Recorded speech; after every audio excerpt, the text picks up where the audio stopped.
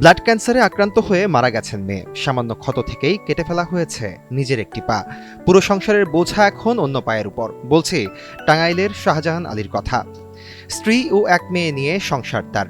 নিজের চিকিৎসা তো দূরের কথা, দুবেলা দুমুঠো খাবারই জুটছে না পরিবারের। কাটছে দুর্বিষহ জীবন।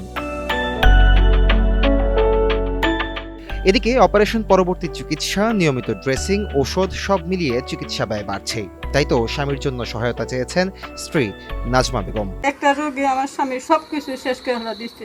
আমার স্বামী পাও কেটে হেলা দিচ্ছে, তার দেহার মতো কেউ নাই, বাড়ি ঘর ব্যাগ কিছু বিক্রি করে হেলা দিচ্ছে। আমার মতো দুঃখিত দুনিয়ায় কেউ নাই। আমার নাই বেড়া পুত্র, আমার নাই কিছু। আমি কিভাবে চলি, কিভাবে খাই, কিভাবে করি। ইউনিয়ন বোর্ডে একটা পরিস্থিতি কিচ্ছু পাই না। মেম্বার চেয়ারম্যান আজ পর্যন্ত ছায়া দেখে নাকি। সরকারের জানি আমার না ফালা দেয়, আমার জানি দেখে।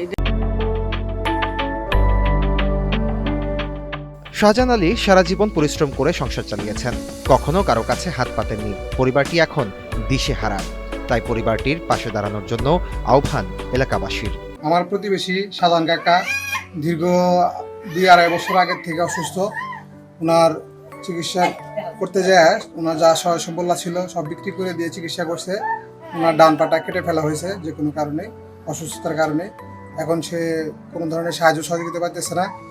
আমরা আশা করব যেন সরকার এটাকে সদয় দৃষ্টি দিয়ে ওনার জন্য কিছু সাহায্য সহযোগিতার ব্যবস্থা করে দেয়। এবং ইউনিয়ন পরিষদ থেকেও উনি কোনো সাহায্য সহযোগিতা পাইতেছে না।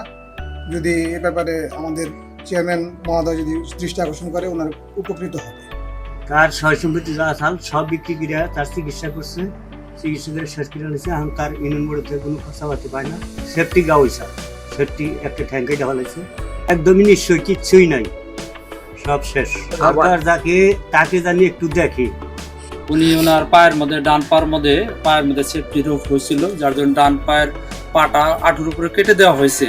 এখন কেটে দেওয়ার জন্য তার চিকিৎসার জন্য উনি ঘর বাড়ি বিক্রি করে, সমস্ত কিছু বিক্রি করে ওনার চিকিৎসা নিচ্ছেন। এখন উনি জীবনে চলার জন্য কোনো কিছু আর কি সহযোগিতা কারো কাছে পাচ্ছে না। সরকার যদি এদিকে সুদৃষ্টি দিত তাহলে অনেক উপকৃত হইতো, উনি জীবিকার হিসাবে চলতে পারতো। তাকে দেখার মতো এখন আর কেউ নেই।